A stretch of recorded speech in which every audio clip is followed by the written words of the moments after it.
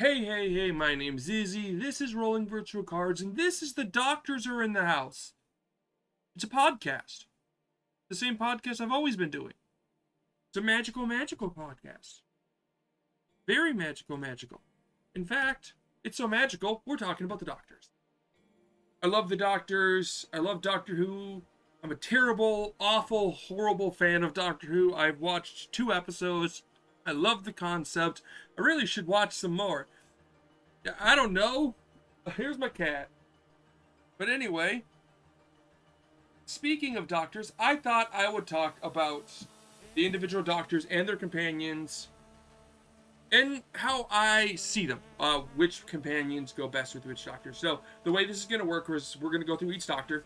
The first one, and here, the first doctor and Susan Foreman, is the companion I think works best with the doctor. The rest are, hey, there are more companions than doctors. What if I want to use this companion? Who should I pair it with? Okay. So the first doctor is with Susan here. That's his best pairing, obviously. So the first doctor is a white and a blue for a 2/2 legendary creature, Time Lord Doctor, that when it enters the battlefield, you search your library and your graveyard for a card named TARDIS, and you reveal it and put it in your hand, and if you search your library this way, you shuffle. And whenever you cast a spell with Cascade, put a 1/1 counter on target artifact or creature. The TARDIS is a card that is a vehicle that can be crewed. I think any doctor can crew it, actually. I think it's like a crew 1 or 2. And when it attacks, I don't know if it has to deal damage. That's flying, but yeah, whenever it attacks or deals damage, one of the two, you the next card you cast has Cascade, which is why it works with the first doctor. He goes and grabs the TARDIS and then goes, hey, look, I'm gonna swing with this awesome looking guy, and then the next spell you cast has Cascade, putting a 1/1 counter on target artifact or creature, and you can either buff the TARDIS or buff the first doctor. Susan Foreman works in this way because 1 in a green for a 1/1 Time Lord, that if you would Planeswalk, instead look at the top 2 cards of your planar deck and put one on the bottom of your planar deck and the other on the top of your planar deck. Tap, add a green. Now, why is this useful? Give me 1 second and I'll show you. Here's why. Because the TARDIS also allows you to Planeswalk. So when it attacks, if you control a Time Lord, the next spell you cast this turn has Cascade and you may Planeswalk, and it has Crew 2. Yes, that's right. I paused the video just to put it in there because I should have. That was my bad. But yeah, Susan, if you would Planeswalk, instead look at the top 2 cards of the planar deck and put one on the bottom of the planar deck and the other on top of the planar deck. Since the first, so they added new planes with Doctor Who, and so the first Doctor is your Planeswalker deck. If you want a very fun plane chase deck, this is awesome. It's 3 colors, it likes planes chase, it's a good deck on itself. Ignoring all the plane chase stuff, this still works pretty well. It's still the first Doctor going Bant. It still gets you the TARDIS. The TARDIS still allows you to Cascade, which is good. Susan Foreman still adds green, which is just a kind of a good ramping option. It's still a Time Lord, just like the first Doctor. So you can put a 1/1 counter on... still a Time Lord, which is kind of interesting and cool. Because it works with the TARDIS. So when the TARDIS attacks, if you control the Time Lord. So even if the first Doctor disappears, you still have Susan Foreman, who is a Time Lord, and can still pilot the TARDIS or trigger the TARDIS's effect, which is useful. So they can't just go, bye-bye first Doctor, no more Cascade. They go, oh crap, there's Susan. So it kind of all around just works together. But then on top of that, the fact that, like, yeah, I mean, it's a really good planes chase deck, and that's fun. It's like one of the few that interact with the stuff. So, although some people might think you're like going above and beyond, which is kind of rude for a plane chase game. You should just play whatever deck. But then you're all like, no, I want to play my deck that's specifically based around giving me advantage in a game where it's supposed to be random. But then again, the exact opposite should be said, where, like, yeah, it's completely random, guys. It's fun. Like, let them choose the top 2 cards of the planar deck and put one on the bottom and the other on top and then flip it and then Planeswalk, okay? Let them have fun, okay? Who cares? It's like, yeah, they have a little tiny advantage. It's not too much. It's not going to break the game. Just move on, okay? The second choice is if you really want to run Jamie McCrimmon, I suggest running it with the first Doctor, okay? So, Jamie McCrimmon is a 2/2 legendary creature human warrior with trample, and whenever you cast a historic spell, Jamie McCrimmon gets +X/+X until end of turn, where X is that spell's mana value. The reason this deck works very well is because of the cascade from the TARDIS. Okay, so the first Doctor swings, or the first Doctor comes in the field, gets you the TARDIS, then you get Jamie out in the field and the TARDIS out in the field, and now when the TARDIS attacks, you get Cascade. So you can cast a historic spell to buff Jamie, and the Cascade from the next spell will trigger Jamie a second time. That's 2 spells you get. Now you might be sitting here wondering, well, how are you doing that with historic spells? Well, it's on attack. This is all about running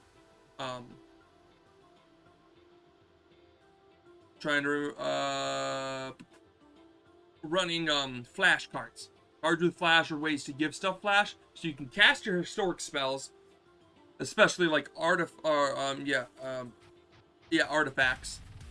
There's a lot of ways to give artifacts flash, but you're in bans. You have a lot of ways to give flash, and if you cast the historic spells with flash, then like you attack with both Jamie and the TARDIS, and the TARDIS is like, hey, next spell you cast is Cascade, and you're like, cool. Boom, flash in this like 4-drop. Jamie, a 4-drop artifact. Jamie gets +4/+4. Go, go, go. There's a 2-drop. Jamie gets +2/+2. It's a very interesting build with you just doing combat tricks, which is fun. It's an interesting idea, and I liked it, and so I ran with it. And the first Doctor, that Cascade, will then put a 1/1 counter on an artifact creature, so you can either buff Jamie, buff the Doctor, or buff the TARDIS. All of which is great. Absolutely peak, interesting idea. But those are the only 2 decks I suggest using the first Doctor with. I enjoy the first Doctor. I would put him a lot higher. I'd put him in one of the, this is a good Doctor. The TARDIS is fantastic, Cascade is fantastic, and the small +1/+1 counters isn't bad. The main reason why the Doctor, this cat, is trying to be as sneaky as possible, and I won't allow it. But trying to get the TARDIS into your hand it's what makes the first Doctor playable.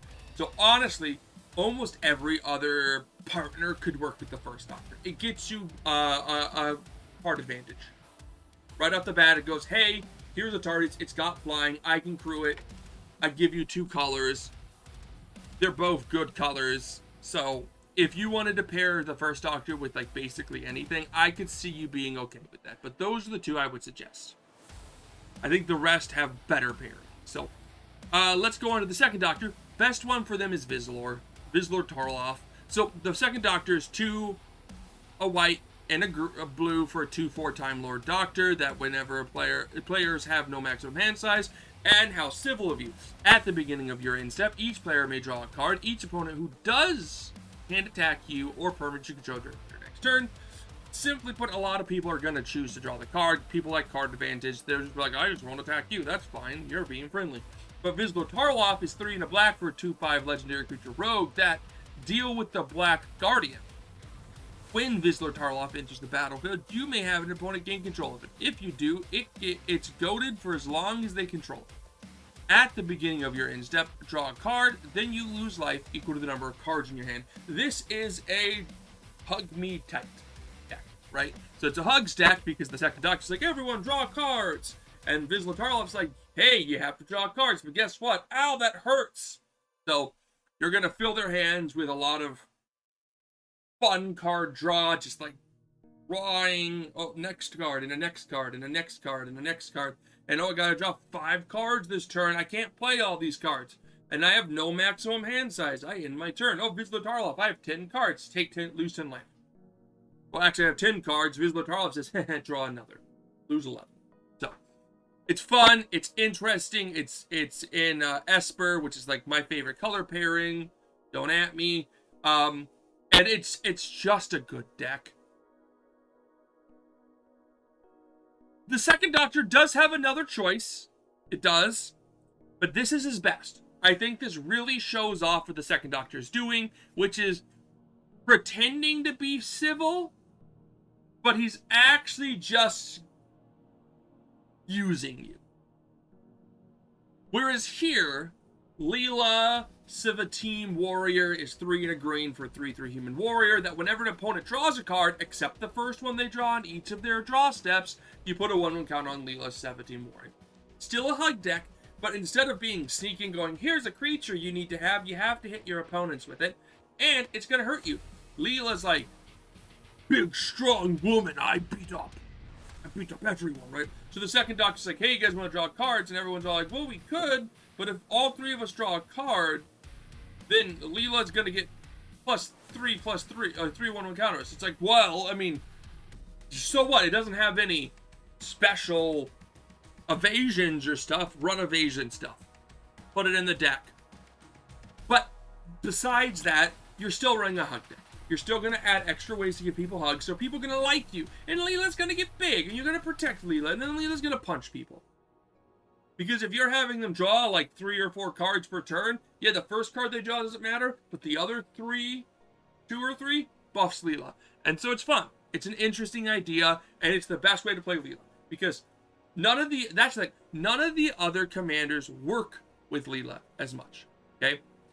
None of them are drawing your opponent's cards, so they don't synergize. Whereas this is a synergistic thing. Whereas like the first Doctor with like Makoima, it's like, you have a few other Doctors that care about historical spells, but not ones that allow you to trigger it twice. Next up is the third Doctor, 2 a green and a blue for a 2/2 Time Lord Doctor with trample. And the third Doctor gets +1/+1 for each non-creature token you control. And whenever the third Doctor enters the battlefield under you control, you get to create a clue token, a food token, or a treasure token. So, the third Doctor, yes, if you pair it with a white guy, a white card, you can just flicker him a bunch and get a bunch of clue tokens, food tokens, and treasure tokens, which buff him. But Dan Lewis does it different. Dan Lewis is 1 in a red for a 2/2 human. That, when non-creatures, non-equipment artifacts you control are equipment, in addition to their other types, and have equipped creature gets +1/+0 and equip 1. So why is Dan Lewis my favorite for the third Doctor? Well, simply put, it turns all the clues, foods, and treasures into +1/+0s. Equip 1. So, not only do you have like, you're running a deck with like making clues, making foods, making treasure, all this fun token stuff, right? And you don't even have to stop there. You can now make like junk tokens, any of these like stupid non-creature tokens, right? All this non-creature artifact tokens. And now you can pay like 5 and equip 5 of them to the third Doctor. And so not only is he getting +5 for the 5 you have, or +5/+5 for the 1 you have, you're getting another +5/+0. So that's +10/+5.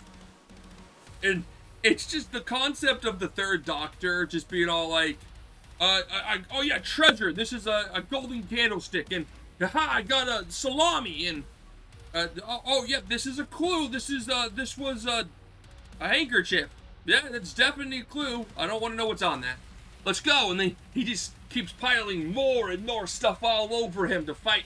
Is hilarious. I love that concept. I love Tamir as a color concept for this deck. Red gives you access to so many ways to make treasures. Blue gives you all the clues you need, and green is food. So you have the 3 colors for the 3 stuff. And I think it's just perfect for the third Doctor to just have something else to do with that stuff. And even if it's equipped, oh, I need treasure, you can sack the equipment that's equipped to him, guys. It's funny. It's interesting. And Dan Lewis is doing the Lord's work here, guys. But if you want to do something a little different, the best choice for Sarah Jane Smith is also the third Doctor. So 1 in a white for a 2/1 human detective that whenever you cast a historic spell, investigate. This ability triggers only once each turn. So investigating means you make a clue. Doctor's companion. Right, so simply put, this is also just a good card. If this brings you from Tamir back over to Bant, or into Bant, and yeah, you cast a historic spell, you get a treasure. Or not a treasure, you get a clue. And that buffs the third Doctor. That is the entirety of the concept there. You just boop, boop, boop, boop. That's all you're doing. That's all you need to do is cast historic spells. And at flash speed, because it's once per turn. So if you have flash historic spells, you're going to be able to cast 1 on each person's turn. So that's 4 clues per rotation, which is a +4/+4 to the third Doctor. And the best thing about the bust for the third Doctor is they don't just go away if someone kills. He comes back and he just, oh yeah, there's all the stuff, and he comes back with an extra one, okay? Sarah does great. It's an absolutely fantastically fun deck. Honestly, either one is equivocally great. Sarah gives the third Doctor a few more flickers, and that's fun because he comes in, makes a clue, food, or treasure token. And what's fun about that is you can double the ETB triggers, double the activation triggers. You can run the guy that, like, if you make 1, you make 3, and it just does a lot of stuff for you in that regard. So there's so much you can do in Bant with the flickering of the third Doctor. And since you don't have to worry about, oh, he's my Voltron commander and he needs to have equipment, I can't flip him, or I need to have 1/1 counters on him and I can't do that because if I flicker him, he's gone. No, this one just says, nah, I just need to see the stuff.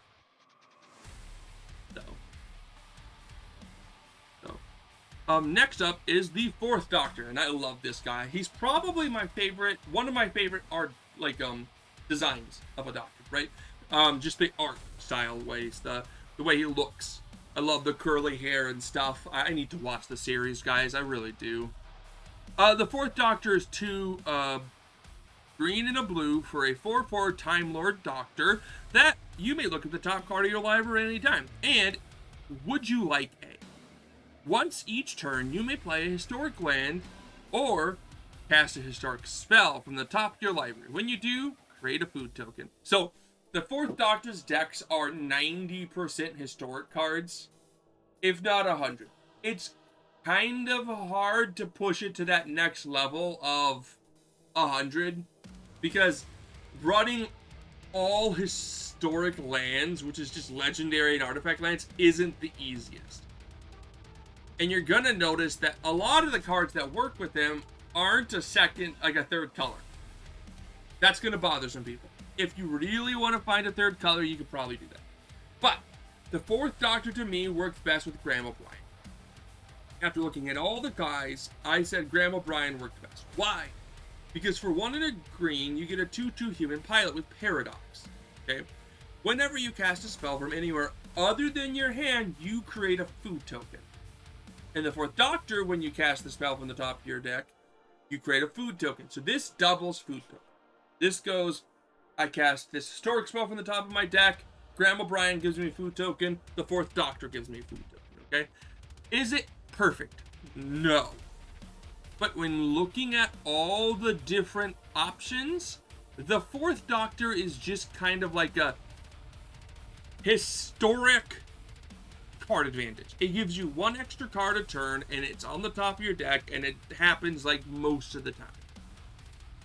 Which is fine. And it gives you food. But the food doesn't do anything.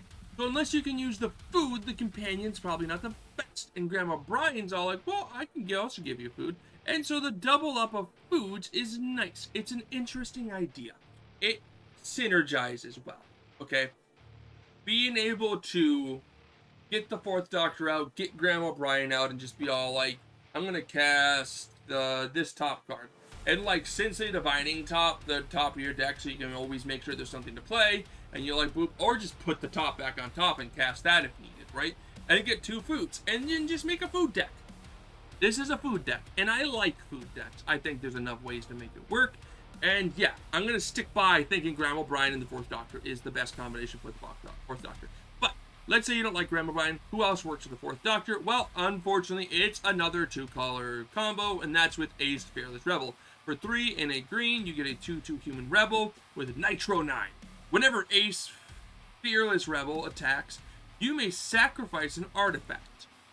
When you do, you put a 1/1 counter on Ace Fearless Rebel. Then it fights up to 1 target creature defending player controls. So why is this one so good with the fourth Doctor versus everyone else? Because the fourth Doctor makes a food token every single turn if played right, and equipments are historic. So you can cast the equipment from the top of your deck, equip it to Ace, and make a food, and then when it attacks, you can sacrifice the food token and put a 1/1 counter on Ace. So now Ace's Fearless Rebel, right? It gets that 1/1 counter and then fights something and then continues going. So it's great. I think it's a great combo. It's fun. And it just, yeah, it allows Ace to shine. Unlike any of the other um, doctors, this one really lets Ace do its job. Punch hard. Always have options. Okay, but I'm hearing you. You want 3 colors, right? Well, you're not getting it. Not yet. This is the 4th Doctor in K9 Mark 1. You might be wondering, why does the 4th Doctor have so many cards? Because the 4th Doctor is historic and gives card advantage. None of the other Doctors really do that. At least not so efficiently they fight like the 4th Doctor. Some of them do it, and they're not great. Where I said the 1st Doctor was good, and the 2nd Doctor is not good. He's not bad, though. So, like, good. 2nd Doctor's okay. And the 3rd Doctor, I think I'd put it back in good. I think it's fine, right? I think the 4th Doctor is, like, great. I think the concept of just always getting a historic spell, because you can just easily make a story, right, is useful. So with K9 Mark 1, you get 1 blue for a 1/1 robot dog with Navigate, and as long as K9 Mark 1 is untapped, other legendary creatures you control have word 1 and affirmative. For 1 in the blue, you can tap target legendary creature can't be blocked this turn. This takes that Ace stack and goes, but actually, what if the 4th Doctor was the one that knocked him out? So this is running all Voltron with the 4th Doctor, and just using K9 Mark 1 to make him unblockable. That's all it's doing, and that's the thing. There wasn't enough to really make K9 Mark 1 work other places. There was a few choices that you could do that want to attack that could be useful, but there's other ways to do that, and I think this really fit K9 Mark 1. I think it really took everything you wanted and went, hey, let's just make the 4th Doctor unblockable, because I get some card advantage with him, unlike some of the other cards. Might be contentious. A lot of this might be contentious. But next up is going to be your 3-color, and there's 2 of them. So the 4th Doctor and Pierre Brown. So Pierre Brown is 3 and Prior Brown is 3 and a white for a 2/3 human. That the first historic spell you cast each turn has Convoke. Simple. Okay. Again, there are other Doctors that like historic spells, but being able to have that extra choice from the top of your deck is just more useful than the rest of them. And this is just going, hey, you can tap your cards to help cast those cards. And it gives you that banned coloring, so you have a lot you can do with it. And I like it. I like the interesting concepts of being able to just tap your creatures and go, here's a good thing. And you can do that from the top of your deck. And historically, that means you can probably run an artifact creature deck, because they not only will be able to be cast for cheaper, but they can also be tapped for the Convoke. So you can get bigger and bigger artifact creatures building off of each other, and I think that's really good. So that's where Prior Brown is coming from. And then the 4th Doctor, I promise you guys, the 4th Doctor is Tegan Jovanov. Tegan Jovanov? Jovanka. Tegan Jovanka. Butchering that name. This is 2 and a white for a 2/2 human with Braveheart. So whenever you attack, target attacking historic creature gets +1/+1 and gains indestructible until end of turn. Okay, so let's talk about this. Why is this one here? Why is it not with anyone else? Well, there's other creatures that are gonna help you that want to get indestructible, and yeah, true. But here's the thing. Tegan Jovanka and the 4th Doctor do something very good together. And what that is a historic deck. So whenever you attack, target attacking historic creature gets +1/+1 and gains indestructible in turn. This isn't pairing with the 4th Doctor in the sense of the 4th Doctor's attacking. This is running historical creatures, legendaries, and artifacts, and actually nowadays sagas from Final Fantasy that have attack triggers. So you can attack with them and get that attack trigger. And it's in banned. And I thought it was fun. Okay? I thought the idea of running historical creature deck where they can attack and get the attack triggers and you only need one and gets +1/+1 against indestructible into turn. I thought it was an interesting idea, so I went for it, okay? Yeah, there are other doctors where Tegan probably works maybe better, but they're weird. They're like, okay, yeah, sure, you want to attack with them, and I guess you can make them indestructible if you wanted to. But I didn't think it was doing enough, just making them indestructible. So I put it with the 4th Doctor. Next up is the 5th Doctor. It's probably one of the worst ones. It doesn't work with a lot of cards. So the 5th Doctor's 2, a white and a blue for a 2/2 Time Lord Doctor that with peaceful coexistence. At the beginning of your end step, put a 1/1 counter on each creature you control that didn't attack or into the battlefield this turn. Untap those creatures. So altogether, the 5th Doctor is fine, but honestly, it's Nordle, the resourceful cyborg, that does anything with him, right? So 1 in a white, 1 in a blue for a 1/2 scientist that you can tap it to add a blue for each counter on Nordle. Spend this mana only to cast non-creature spells. It has Undying, so if it would die and it doesn't have, and it has no 1/1 counters, coming back with the 1/1 counter. Doctor's Companion. So I mean, you add blue for it add blue for each counter on Nordle. So the 5th Doctor's like, yeah, at the beginning of end step, I'm gonna put a 1/1 counter on Nordle, and since it didn't attack, it just gets bigger, and then gets bigger and bigger and bigger and bigger and bigger and bigger and bigger and bigger and bigger, and Nordle will keep being untapped at the end of turn, beginning of the end step, right? So Nordle can then be used on your opponent's turn to tap for a bunch of blue to cast a non-creature spell. So you can use him to protect yourself or to interact with your opponents or to cast big X spells and draw a bunch of cards and then untap him and put a 1/1 counter on him. And you want to protect both the 5th and Nordle and just kind of go to just expand. And it's like a fun Azorius control deck where like you work on just stopping your opponents from doing stuff. And it's heavily non-creature. I think it's fun, but the 5th Doctor doesn't do much else, so he's going to just stick with that one guy. Now we're talking the 6th Doctor. This is my favorite Doctor. This is my favorite pairing of Doctors. The 6th Doctor and Romana 2.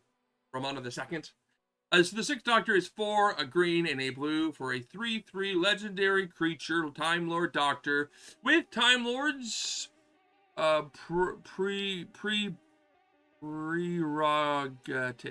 prerogative. Man, I can't read. Time Lord's prerogative. Whenever you cast a historic spell, copy it. Except the copy isn't legendary. This ability triggers only once each turn. Romana 2 is 3 and a white for a 3/3 legendary creature, Time Lord Scientist with Vigilance, and you can pay 1 to tap it to create a tapped token that's a copy of target token that ends the battle this turn. Simplest way this works. You cast a historic spell, boom, you get a second historic spell as a copy, tap the Romana, boom, you make a copy of the token copy. You get 3 copies of any historic spell you cast, you just had to pay 1 extra mana. You can get Romana 2 out first, but if you get the 6th Doctor out first, you can cast Romana and get a second Romana, which is gross. This is one of the few Doctors that has combos that just like win you the game. It's fun, it's interesting, it just works. It's probably the most seamlessly working commander pairing out of this entire bit, okay? And I love it. If you don't want to do the most generic Doctor combo that came out of Doctor Who, here you go. The 6th Doctor, doing the same thing, but with Barbara Wright, is 1 and a white for a 1/3 human advisor with history teacher. Sagas you control have read ahead. So this is all about running a bunch of sagas that duplicate themselves, and then both sagas hit the field, and you can choose which one they start, right? So you can be like, this one's going to start on 1, but this one's going to start at the end because I want the last effect. And it's still banned, and you're still getting a lot of cool sagas, and you can just kind of like get to the ends of sagas when you want to, and I like it. You can choose like, this one's going to get that in, this one's going to go there, and you can double up the token enters because you're in banned, so you can be like, oh yeah, instead of making 1, I'm going to make 2 or 3 sagas, and so you do a lot. And it's interesting, and it's fun. It's not as good as the previous one, but if you wanted to run Barbara, use the 6th Doctor. Okay, let's talk about the 7th Doctor. You might want to say the 7th Doctor is the worst, and he's not good, but he has more than the 5th. He does. You'll see why. So the 7th Doctor is terrible. 3 white and a blue for a 3/6 Time Lord Doctor that whenever it attacks, you choose a card in your hand, and defending player guesses whether that card's mana value is greater than the number of artifacts you control. If they guess wrong, you may cast it without paying its mana cost. If you don't, cast a spell this way, investigate. This will almost always lead to an investigation, because the way this works is simple. They have to guess if the card's mana value is greater than the number of artifacts you control. So if you control 5 artifacts, there's like a level of stuff, right? So they don't want you to cast something big, so they got to choose where too big is. Once you have like 8 artifacts, they're just gonna be all like, well, it's smaller, because you're not gonna have something bigger than that. You might, and even then they might freak out. So there's like this middle ground that you have to keep yourself at to try to keep them guessing, and it's a guessing game, which is why it looks like he's holding a question mark.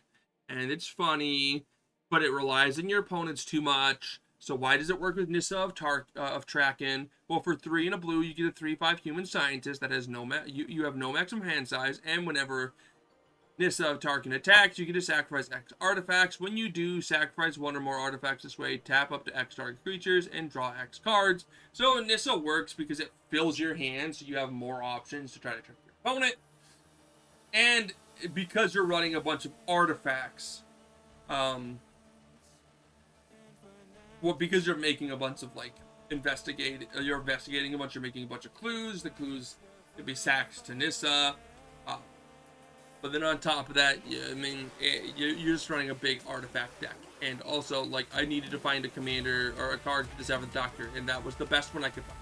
One that gave you no maximum hand size, so you didn't have to worry about it, and one that drew you a bunch of cards for sacrificing those clues, allowing you to do more. So, it's not the best commander, it's probably the worst one. There's too many what if this. What if they guess right and you just get a clue? Well, I guess you're going to sack it to Nissa. They both need to attack. So, if you want something that's much different and maybe better, okay, so this one functions where the 7th Doctor is doing his thing. This one has nothing to do with the 7th Doctor's effect. You can just basically make it a blank card. It's a 6 toughness. That's why Donna Noble goes with. For 3 and a red, you get a 2/4 human. The soul bond, so you soul bond it with the 7th Doctor, so whenever Donna or a creature it's paired with is dealt damage, Donna deals that much damage to an opponent. Simple, okay? You simply run a bunch of deal 3 damage to all creatures. The 7th Doctor can survive, Donna can survive because there is 6 and a 4th. And then that blasts the field free, and then you deal 3 damage to 2 different opponents or 6 to 1. And you just keep doing it every single turn. You just burn fire the entire field over and over and over again. Make them indestructible, deal 13 damage, and more damage, and just annihilate. But because he's a 6, and he's the only one that has more toughness than 3, it works. This is a better deck than the other one because it ignores how bad the 7th is and just says, you got a big ass. So, it's fun. The 8th Doctor, again, not a great Doctor. 4 and a white and a blue for a 4/4 Time Lord Doctor that whenever it enters, you mill 3 cards. And once during each of your turns, you may play a historic land or cast a historic permanent spell from your graveyard. If you do, it gains, if this permanent would leave the battlefield, exile it instead of putting it anywhere else. There's a lot of limitations there, and it's 6 mana. But it works really good with Joe Grant. If you want to run the 8th Doctor, for 2 and a white, you get a 3/2 human soldier with each historic card in your hand, and cycle 2 and a white. And whenever you cycle a card, you put a 1 counter on Joe Grant. So Joe Grant can get big, but mainly here you're cycling stuff. So 2 and a white, you can put a historic card in your graveyard that's going to draw you a card. But then the 8th Doctor, once an insurance, can cast one of this historic cards. So Joe Grant fills your graveyard. The 8th Doctor lets you use the cards from there, giving you a draw off the cards, and it works. There is a fluid motion here. going on, and I enjoy it. I think it's a good combination, but it's just the 8th Doctor isn't great. You can flicker the 8th Doctor lot in this deck to mill yourself more, and you just get that's like pseudo card advantage, which is good because your milling self mill is card advantage if your commander can abuse the self mill. Okay. Sorry, throat became poor. But I like the 8th Doctor to a point. I just think the effect isn't great. Okay, let's talk about the 9th Doctor. We're not doing a lot with the 9th Doctor. But for one, a blue and a red, you get a 2/4 Time Lord Doctor with haste, and into the TARDIS. Whenever the 9th Doctor becomes untapped during your untap step, you gain an additional upkeep step after the step. And let's talk about Claire Oswald. You're going to see her a bunch for a second. Okay? You're going to see her a bunch. Now, up till now, I haven't duplicated the companion. Only the Doctors, right? That ends here. So Claire Oswald is 6 generic for a 2/6 human advisor with Impossible Girl. When it is in your commander, you choose a color before the game, and it's the chosen color. You can choose any color. I don't care. Adding black to this deck works, adding green to this deck works, and adding white to this deck works. I prefer black. But if a triggered ability of a Doctor you control triggers, that ability triggers your time. So with the 9th Doctor, when the 9th Doctor untaps, you get 3 upkeeps. That's it. There is nothing else good with the 9th Doctor. It is such a niche card. But Claire just works with him. It just says, hey, let's get 3 upkeeps. None of the other companions have upkeep triggers. If you did, maybe the 9th could work with them. But they don't. They didn't give us other companions with upkeep triggers. So if you don't have an upkeep trigger, why would you pair it with the 9th Doctor? Let's just give you 3 upkeep triggers and fill the deck with them. And you can have fun because you can choose whichever color you want. And actually, I've designed a concept where you run Claire Oswald and you have a set of secondary colors and lands and you swap them in. So you have like the one deck that's actually 3 decks. And it's interesting. Okay? I like it. I love Claire. I love the 9th Doctor. This is probably one of my favorite concepts just because I think it works so well. Moving on, though, you're still stuck with Claire, guys. And that's with the 10th Doctor. And that's 3 a blue and a red for a 3/5 Time Lord Doctor with Alanissi. Or Alanzi?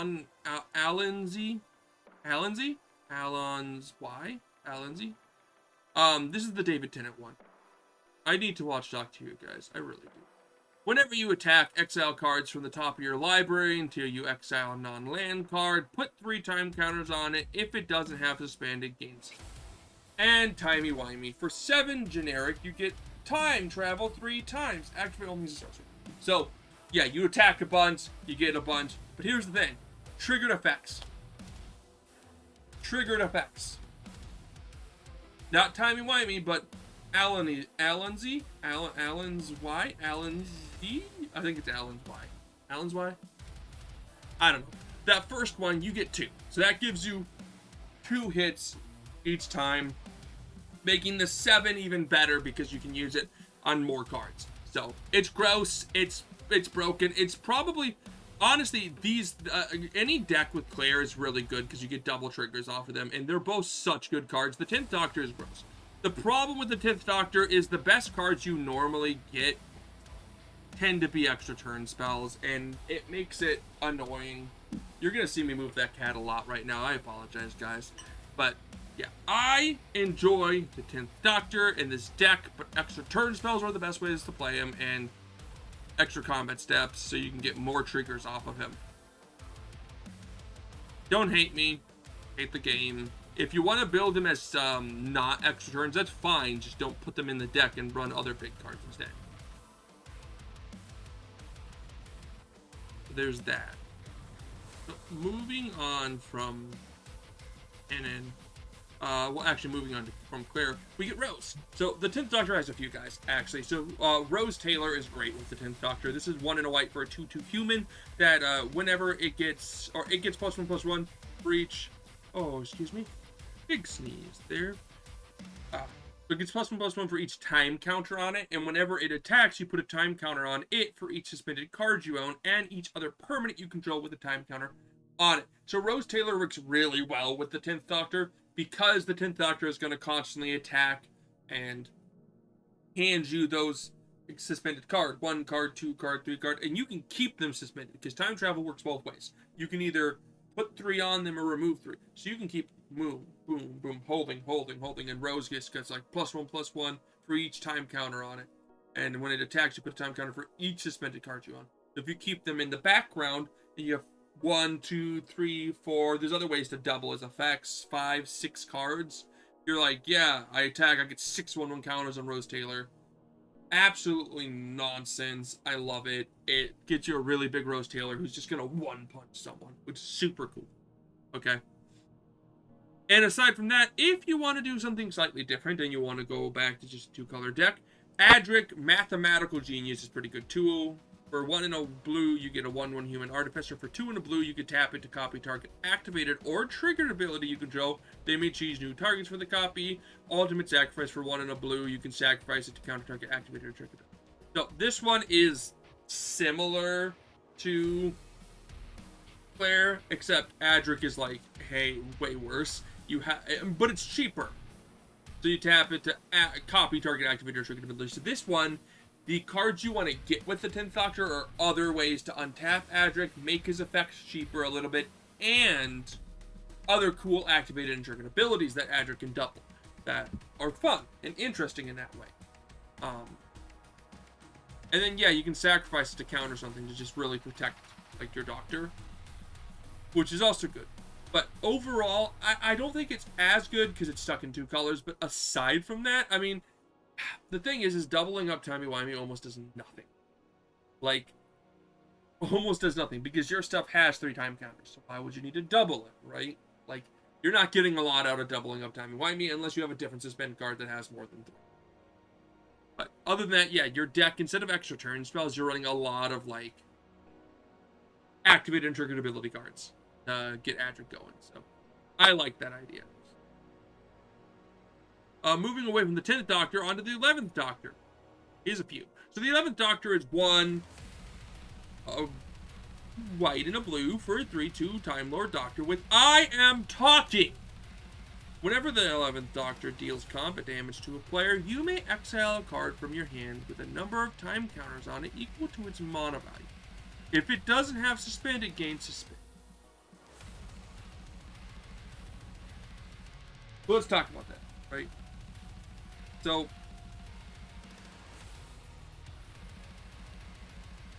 a card from your hand with a number of time counters on equal to the mana value. If it doesn't have suspend, it gains suspend. Pay 2, target creature with power 3 or less can't be blocked. That's it. It can't be blocked. But what does Amy Pond do? Well, when Amy Pond deals combat damage to a player, choose a suspended card you own and remove that many time counters. So that's the idea there.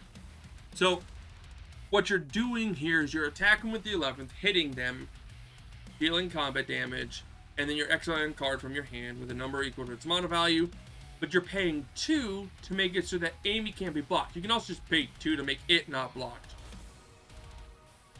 Simple. So now they're not blocked, and you hit someone, and then Amy goes, pow, 2 damage, get the thing. So, yes, you can do big spells, but honestly, the way I built the deck, because mind you, I built every one of these decks. Don't at me. Or do at me. Let me know what you think about my opinions. Tell me how awful or great they are. If you want to see the decks, let me know. I can run through the decks one day. I love the Doctors. Maybe I'll do a Doctor month and produce more content and show off every single deck from that set. That'd be insane. I couldn't do that. I don't have the time. Plus, I made a new format, but we'll figure that out. If you want to see every single deck I made from these, let me know, and I'll do a month of Doctors. And I'll find some way that I can just show off all the decks because I've reviewed the Doctors. And then I'll also do the non-Doctor decks, too. There's like 30 of these. But the Doctors would take up the month itself if I did one a day. So if you want to see them, if anyone comments down below, yeah, I'd like to see your decks, I'll show you. But with the 11th Doctor, yeah, the point is you make them both unblockable, and then just run a bunch of stuff that's power 2, or that's CMC is like 2 or less. And then Amy Pod is like, yeah, cool, boom, instant cast. Free spell, free spell, free spell. Give double strike to the 11th Doctor. Boom, boom, 2 cards. Double strike to Amy Pod. Boom, boom, 2 free cards. And you're just going at it. 4 mana to make them unblockable, and then you're just casting spells. It's kind of fun. I think it's interesting. I like that you can make Amy and the 11th Doctor unblockable with the 11th Doctor. So. The other one that works really, really, really well with him is Bill Potts. The Bill Potts is 3 and a red for a 2/4 human. Whenever you cast an instant sorcery spell that targets only Bill Potts, or activate an ability that targets only Bill Potts, copy that spell or ability. You may choose new targets for the copy. The ability triggers only once per turn. So with the 11th Doctor, you can target Bill Potts with the effect, and then Bill just goes, "Hey, 11th Doctor, you're good. You got this." But it only triggers once each turn. So the other options are a few things that you can kind of do, where like you cast a cool instant sorcery that buffs her, and then you buff the 11th Doctor. But mainly it's just putting the thing on her, and then copying it to the 11th Doctor. You might be all like, well, then what do you do? How are you going to deal damage? You're only dealing like 5 damage each rotation. Well, you run buff spells so you can do them afterwards, right? That's about it. You just run cool buff spells in your band deck, or in your Jeskai deck. And there's plenty of them. Or spell, like, cards that, like, buff their attack when they are attacking, but only when they're attacking. So you can get the unblockable and then, like, increase them. So it's fun. I think it's interesting. You also get those things for free with the 11th Doctor eventually, because you're exiling these cards. And so, like, yeah, you exile like a 1-drop or a 3-drop that gives target creature +4/+2. Oh, at your upkeep, you got to cast it while you're targeting Bill Potts. You go 11th Doctor, pay 2, Bill Potts, boom, they're both unblockable. Bill Potts is now getting the buff, but it's still unblockable because I targeted it when its power was 3. So that's how that works. Break the game. Let's talk about the 12th Doctor. It only has 1 good commander. Or companion. 3, a blue and a red for a 4/4 Time Lord Doctor. That the first spell you cast from anywhere other than your hand each turn has damage, right?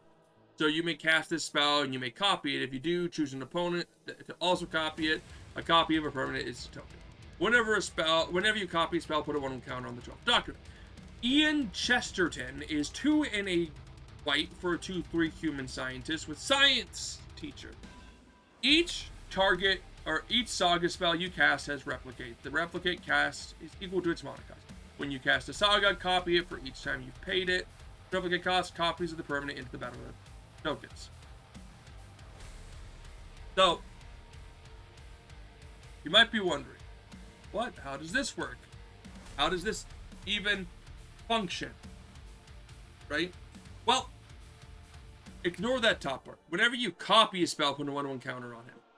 Each saga you have is replicate. The replicate cost is equal to the mana cast. You cast a saga, you paid twice, you get a copy. The Doctor gets bigger. Demonstrate is too much of a wild card to allow it to be used. Using it is fine, but like you give someone something and that's dangerous. Okay? You're helping people. So instead you focus on the 1/1 counters. Then that's what Ian's doing. Run a saga, boom. And if you happen to run ways to cast stuff not from your hand, the 12th Doctor is fine in that regard. Go ahead and demonstrate if you will. But Ian Chesterton really just ignores that part and goes, hey, let's just duplicate all these sagas. We're in Jeskai. We're going to run Jeskai sagas. We're going to get 2 of them. Just run a lot of ramp and a lot of sagas, and then cast the sagas and pay the second time and make a copy and get the 12th Doctor. And it's each saga spell you cast has replicates. And this is not once per turn. So you can keep casting cheap replicates to get a lot of 1/1 counters on the 12th Doctor. I think it's worth it. It's kind of a fun thing. And now let's talk about the 13th Doctor, who has a few. So the 13th Doctor is 1 of green and a blue for a 2/2 Time Lord Doctor with Paradox. So whenever you cast a spell from anywhere other than your hand, you put a 1/1 counter on target creature. Team TARDIS. At the beginning of your end step, untap each creature you control with a counter. So, Yasmin Khan is 3 and 8 red for a 3/3 human detective that tap exile top card of your library until your next end step you may play. So, yeah, Yasmin's great. This is the best way to run the 13th Doctor, in my opinion. You tap Yasmin, exile the top card, cast it. Since you didn't cast it from your hand, you put the 1 counter on Yasmin. Now, at the beginning of your end step, you can untap Yasmin, which means each turn you get 2 cards, and you can play it to the end of your next, until your next end step. You may play it. So if you tap it on your end step, you get to play it there. So you get 2 cards each rotation to play and mess with your opponents, which is really good. It's super helpful. It does exactly what you think you need just to be able to win. And yeah, so overall, this is a great combination of card to just run as a partner. You get a lot of action out of it, a lot of card advantage, and that's what I like. I like when commanders can give you card advantage, because then you don't have to worry about as much card advantage in your own deck, and that's what this does. Plus, it buffs stuff. You put a 1/1 whenever you cast a spell from anywhere other than the end. So once you get the setup going, you get 2 spells each turn. That's 2 counters, and the 13th Doctor can get big, and Yasmin can get big, and you can just start beating people up for the game. And you're in green, which gives you even more 1/1 counter synergistic stuff to buff the amount of 1/1 counters. And you just run even more untapped stuff with it. So, dude, this deck is crazy. I love it so much. Oh, so much. But this follows up by another option for her, which is Ryan Sinclair, which is 2 and a blue, or 2 and a red for a 2/2 human that whenever it attacks, exile cards from the top of your library until you exile a non-land card. You may cast the exiled card without paying its mana cost if it's a spell with mana value less than or equal to Ryan's power. Put the exiled cards not cast this way on the bottom of your library in a random order. Again, I think the previous partner was better for 13, but if you want to run Ryan Sinclair, 13 is the best one, right? And the reason being is you buff it. It gets buffed every time you cast one of the spells. Until you exile a non-land card, and then you may cast the exile card without paying mana cost. But put the exile cards not cast away. So if you don't cast it, goes to the bottom. But he gets bigger and bigger, so you can cast bigger and bigger stuff for free. So the other one is more card advantage and more like controlled, whereas this one's like not controlled, but like your ceiling's a lot higher, and it's free, so you're cheating mana. Okay, let's talk about the 14th Doctor. The 14th Doctor, don't know why, is my highest viewed deck on Moxfield, with like 1,400 views. I don't know why. Maybe because I made it as soon as it was talked about, and it was like one of the first ones shown off there or something. Maybe I was just quick to the punch, and everyone's like, 14th Doctor! Oh, and so everyone saw this one instead of any other deck? I'm not sure. If you think he's a cool commander, you're correct. This is the Doctor, okay? So, the 14th Doctor has to be paired with Rose Noble. Rose Noble has to be paired with the 14th Doctor. It's the only way to make the deck work. So, the 14th Doctor is 4 color. It's all but black, and Rose Noble gives you 3 and a blue. So, you might think, well, you can't have all the companions. There's a black companion. Shouldn't you put the black companion on here? If you want to put Tarloff here to have 5-color deck, go ahead. I would. You lose Tarloff, and you don't really need companion. Anyway, the 14th Doctor, being hybrid blue-red, or green-red, white-blue, for a 3/4 Time Lord Doctor, whenever you cast this spell, reveal the top 14 cards of your library and put all Doctor cards revealed this way into your graveyard, and the rest on the bottom of your library in random order. You may have the 14th Doctor into the battlefield as a copy of a Doctor card in your graveyard that was put there from your library this turn. If you do, it gains haste until end of turn.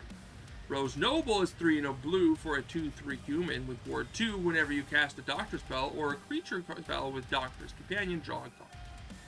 So, how does the 14th Doctor work? Well, you're running all the Doctors, and the 14th Doctor just becomes those Doctors. It is a flicker deck, because you need to flicker the 14th Doctor to have him come in as a copy of a Doctor card in your graveyard, okay? Whenever you cast a Doctor spell or a companion, you draw a card, though. So here's the 14th Doctor's on 3 mana. So you can flicker, but more likely what you want to do is you want to bounce him back to your hand, recast him for 3, draw a card off of Rose Noble because you cast Doctor, On cast on the 14th Doctor, you mill 14 cards and find another Doctor that you want to be. And you change and view, boom, boom, bang, pow, pow, pow, pow, pow. And then you get the cards in your graveyard and you put them on the field and you win with the 14th Doctor ability. Yeah, so there's a card that wins if you have enough of the Doctors. Let me see if I can find it. It's this one. Gillifrey stands for a blue and for a white and a blue legendary enchantment. When it enters the battlefield, return all Doctor cards from your graveyard to your hand. At the beginning of your upkeep, you may put a Doctor card from your hand out of the battlefield. Then, if you control 13 or more Doctors, you win the game. That's the entire point. You mill your entire deck out till you find Gillifrey stands. You get the Gillifrey stands into your hand. There's plenty of ways to do that in a 4-color deck. Play it, return all those Doctors to your hands, and then slowly play them out. And then at your upkeep, once you have enough, you win the game. That is the entire point of the deck. It's the goal. It's the idea. He gets it done. And it's absolutely a fun deck. It's a I win the game deck with the Doctors. You get to run every one of the Doctors. It's phenomenal. If I could say one problem with this entire deck, it's that you have to proxy the 14th Doctor because they aren't on sale anywhere basically, and they cost like $200 to $300. Because he was a limited release secret layer that no one bought because no cards were with it. And it sucks because he's such a fun deck. I love this set. I love the 4 commander decks. I love what they brought to the game. I think it's amazing, guys. I know Universe Beyond has a lot of flack, and I can feel it. I'm getting tired of all the stuff. But I am also a pop culture freak, guys. I love that stuff, and the Doctors are so cool. And they added things to the game that we needed more of. That is just interesting, okay? And pairings is fun. That being said, let's get to the last numbered Doctor and another Clear Oswald companion. Get used to it. There's another one after this. The 15th Doctor is 2, a blue and a red for a 3/3 Time Lord Doctor that whenever it enters the battlefield or attacks, you mill 3 cards. You may put an artifact card with mana value 2 or less from among them into your hand, or 2 or 3 into your hand. The first non-artifact spell you cast each turn has Improvise. Clear Oswald, we talked about her. It does this thing. It triggers his effects twice. So he enters, you get double, but also, since you're going to get the 14th Doctor out first, probably when he attacks. Every time he attacks, you're going to mill 3, and you're going to put an artifact into your hand. That's 2 or 3. And then you're going to improvise. And the Claire just gives you the double, and it's just better than any of the other options. They didn't give you a companion to run with the 15th Doctor. Kinda sucks. But he works. And he works. He's fine. He's honestly a pretty decent commander. I like the improvise for non-artifact decks, so you're running a combination of artifacts and non-artifacts, specifically mana value 2 and 3. It's interesting. And then Claire just doubles up the effects. Simple deck. Plus, again, you get 3 different options for colors. You can either go Tamir, Grixis, or Jeskai. And then the War Doctor, it's Claire again. So 2, a red, and a white for a 3/5 Time Lord Doctor that whenever one or more other permanents are phased out, or whenever one or more other cards are put into X-File or memory, put a time counter on the War Doctor. Claire gives it 2 of that, and whenever it attacks, it deals damage equal to the number of time counters on any target, or on it to any target. If a creature dealt damage, this way would die exiled instead, and the War Doctor doubles up that trigger. So what Clear Oswald's doing here is saying, hey, everything that's phasing out, or whenever another permanent phase out, or whenever another permanent card is put into exile for a minute, use a boom, boom, boom, boom, bang, bang, bang, pow, pow, pow, pow. Everything's flickering, everything's bouncing, everything's phasing. The War Doctor gets 2 counters each time, pew, pew, pew, pew, counters. And then when it attacks, it goes pew, pew, twice instead of once. And that's great. Claire just doubles up both triggers, and it's gross. And again, you can have Jeskai, you can have Naya, and you can have Mardu. All 3 work. Let's end this with not Claire. 2 new cards, the Fugitive Doctor and Martha Jones. If you want to play the lesbian deck, here you go. The Fugitive Doctor is 3, a red and a green for a 4/4 Time Lord Doctor, with when it enters the battlefield, investigate. When the Fugitive Doctor attacks, you may sacrifice a clue. When you do, target instant sorcery card in your graveyard gains flashback for 2 red and a green until the end of turn. Your best option is extra turn spells, don't at me. Martha Jones is 2 and a blue for 3/2 human clerk with Women Who Walked the Earth. When Martha Jones enters the battlefield, it investigates. Whenever you sacrifice a clue, Martha Jones and up to one other target creature can't be blocked this turn. So it doesn't have to attack, but when you attack with the fugitive, you sack the clue, and then it can't be blocked. So they both attack, and then you sack the clue to fugitive, and then they both can't be attacked or can't be targeted. You're in Tamir, and you're gonna flicker Martha Jones and the fugitive to get clues, but you're gonna run a lot of more clues, and it's just an interesting clue deck where you're sacrificing the clues to discover stuff. It's fun. It's an interesting deck. It's in Tamir. It's not just 2 colors, and it's overall, it's like a really fun clue deck where you are punching people, and if you make the Fugitive Martha bigger, they can still hit people. So I really like the deck overall. I think it's a fun deck. But that is all of them. Let me know what you thought below, and don't forget to subscribe.